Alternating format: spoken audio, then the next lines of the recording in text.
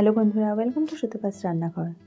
শীতকাল মানেই পিঠে, পুলি, পাটিসাপটার দিন। তো আজ তেমনই একটা পাটিসাপটার রেসিপি তোমাদের সাথে শেয়ার করব। নতুন গুড় আর নারকেলের পুর ভরা পাটিসাপটার রেসিপি। তাহলে চলো দেরি না করে রেসিপিটা শুরু করি। এখানে আমি একটা গোটা নারকেল কুড়িয়ে নিয়েছি, আর এখানে নিয়ে নিয়েছি একটা কড়াই।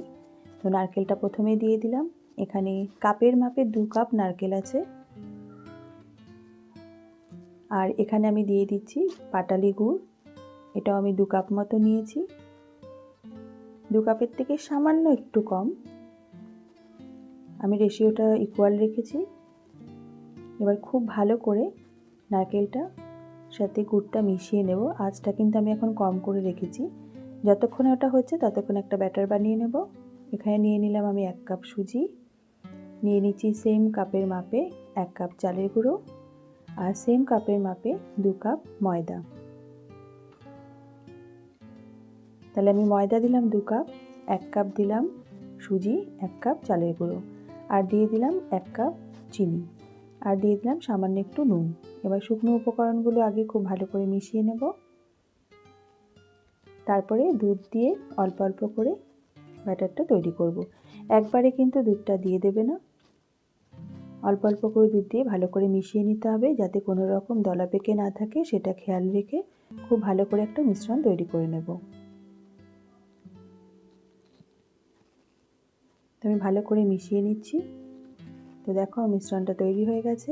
তো আমার পুরো 500 গ্রাম দুধ কিন্তু এখানে লেগেছে। আমি ফুল ফ্যাট ক্রিম যে দুধটা হয় সেটা ইউজ করেছি। এবার এটা আমি আধ ঘন্টা মিনিমাম ঢাকা দিয়ে রেখে দেব।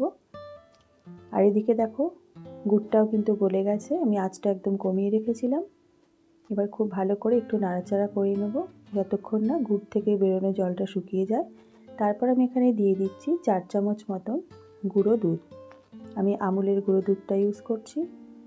দুধটা খুব ভালো করে মিশিয়ে নেব নারকেল আর গুড়ের সাথে। তো নতুন গুড়ের খুব সুন্দর একটা গন্ধ হয়, তোমরা যদি সেটা পছন্দ করো তাহলে এখানে এলাচ গুঁড়ো দেবার কোনো দরকার নেই, আর যদি তোমরা চাও তাহলে একটু এলাচ গুঁড়ো অ্যাড করতে পারো। তো আমি একটু এলাচ গুঁড়ো অ্যাড করে দিলাম, এই 1/2 চামচ মতো। এবার খুব ভালো করে মিশিয়ে নেব। এবার দেখো গুড়ের জলটা কিন্তু একদমই শুকিয়ে গেছে, একদম শুকনো শুকনো হয়ে গেছে। এবার আমি নামিয়ে নেব। এদিকে আধা ঘন্টা হয়ে গেছে, আমার ব্যাটারটাও তৈরি। আমি আরেকটু ভালো করে মিশিয়ে নেব এটা, তারপর চলে যাব রান্নাঘরে। এখানে একটা ফ্রাইং প্যান বসিয়ে দিয়েছি, সামান্য একটু সাদা তেল ব্রাশ করে দিলাম, আর দিয়ে দিচ্ছি 1 ছিটে জল। এবার ব্যাটারটা খুব ভালো করে গুলে নিয়ে 1 চামচ করে দিলাম হাতায় দিয়ে। 1 চামচ করে দিয়ে আমি কিভাবে বানাচ্ছি দেখে নাও। এইভাবে বানালে কিন্তু একটা পিঠেও ভেঙে যাবে না, খুব সুন্দর করে পিঠেগুলো উঠবে। এইভাবে দিয়ে নিলাম।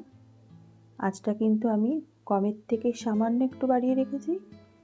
এইভাবে দেওয়ার পর যখন দেখবে ওপরটা এরকম শুকিয়ে এসছে তখন পুরটা দিয়ে দেব, দিয়ে পাটিসাপটার মতন করে ফোল্ড করে নেব। তাহলে দেখলে তো বন্ধুরা কতটা সহজ। তোমরা কিন্তু যে কেউ এটা বানিয়ে নিতে পারবে, আর খেতে কিন্তু তেমনই সুস্বাদু। তোমরা যদি আমার চ্যানেলে নতুন বন্ধু হয়ে থাকো তাহলে অবশ্যই আমার চ্যানেলটাকে সাবস্ক্রাইব করে দিয়ে আমার পাশে থাকার অনুরোধ রইল। আর আমার রেসিপিগুলো যদি তোমাদের ভালো লাগে তাহলে কিন্তু অবশ্যই একটা লাইক, শেয়ার, একটা কমেন্ট করে দিও। তো দেখো কোনো রকম কিন্তু ফেটে যায়নি, আর কত সুন্দর পিঠেটা উঠে এলো। এবার আমি এটা তুলে নেব। আমি আরেকটা তোমাদের বানিয়ে দেখিয়ে দিচ্ছি।